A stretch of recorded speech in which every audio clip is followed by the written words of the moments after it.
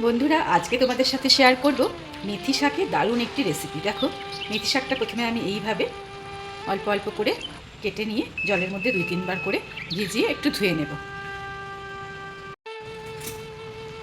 এইবারে মেথি শাকটাকে আমি ঝিরঝির করে একটা কাঁচি দিয়ে কেটে নিচ্ছি। তোমরা দা দিয়ে কেটে নিতে পারো।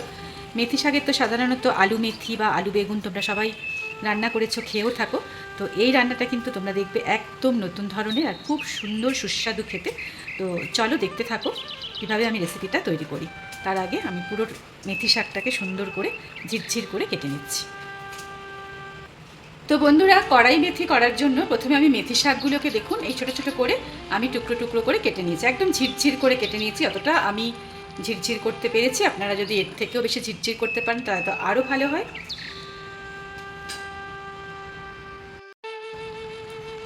এইবারে আমি এই মেথি শাকগুলির মধ্যে দেখুন একটু ছোট দেখে একটা আলু নিয়েছি। সেই আলুটাকে আমি এভাবে এটাকে পুড়িয়ে দেব। খুবই সুস্বাদু একটা নিরামিষি রান্না। ঘরে যাকেই খাওয়াবেন তারাই খেতে খুব ভালোবাসবে। মেথি শাকের ওই আলু মেথি আর বেগুন মেথি খেতে খেতে তো আমাদের একেবারে মুখে অরুচি ধরে যায়। এটা কিন্তু একদম নতুন ধরনের। তো চলুন আমি আলুটাকে কুড়িয়ে নিই। এভাবে কুড়িয়ে নেব। তো হয়ে গেল আমার আলুটা পোড়ানো। একটা ছোট্ট দেখে আলু নিয়েছি। যতটা মেথি শাক আছে সেই বুঝিয়ে কিন্তু আমাদের আলুটা নিতে হবে।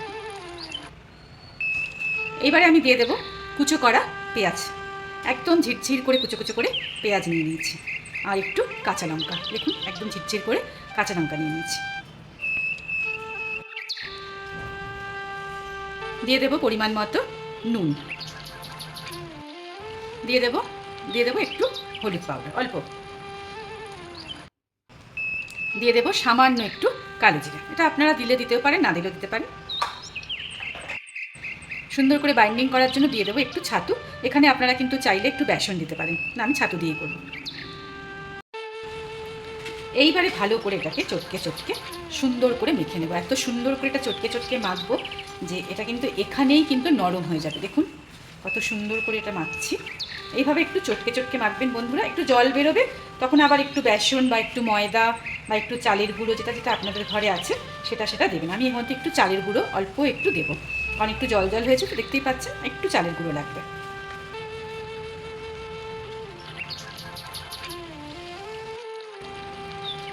এই যে একটু চালের গুঁড়ো আমি এর মধ্যে দিয়ে দিলাম। তাহলে কিন্তু বেশ মচমচেও হবে আর একটু সুন্দর করে বাইন্ডিংটা এসে যাবে।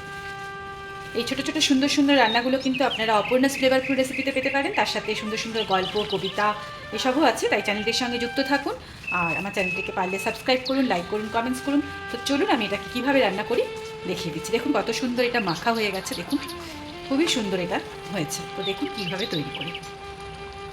আমার তাওয়াতে তেল গরম হয়ে গেছে, দেখতেই পাচ্ছেন। একটু স্লো করে দিলাম আঁচটাকে। এইবারে আমি মেথিটাকে এইভাবে সুন্দর করে তাওয়ার মধ্যে দেব। খুব সুন্দর একটা নিরামিষি রান্না, আপনারা খেলেই বুঝতে পারবেন অসাধারণ কিন্তু টেস্ট লাগে। এটাকে দিয়ে না একটু এরকম ফ্ল্যাট করে দিতে হবে জিনিসটাকে। এটা হচ্ছে তাওয়া মেথি, কিন্তু খুবই টেস্ট লাগে। বিশেষ করে এরকম লোহার যদি আপনাদের কাছে তাওয়া থাকে তাহলে কিন্তু এটা আরও সুন্দর হয় ননস্টিকের থেকেও। বেশ এটা একদম ভাজা ভাজা হবে। দেখুন এইভাবে এটাকে একটু সময় দিতে হবে। খুব সুন্দর সুগন্ধ বেরিয়ে গেছে। তো এটাকে আমি এরকম করে একটু ঢেকে দিচ্ছি কুকড হওয়ার জন্য। দেখা যাক কতটা হয়েছে। খুব সুন্দর সুগন্ধ বেরিয়েছে। এটাকে আমাকে আস্তে করে কিন্তু এটা উল্টাতে হবে। দেখুন কত সুন্দর এই জায়গাটা ভাজা হয়ে গেছে। এবার এইটাকেও আমি একটু ভাজার জন্য সময় দেব।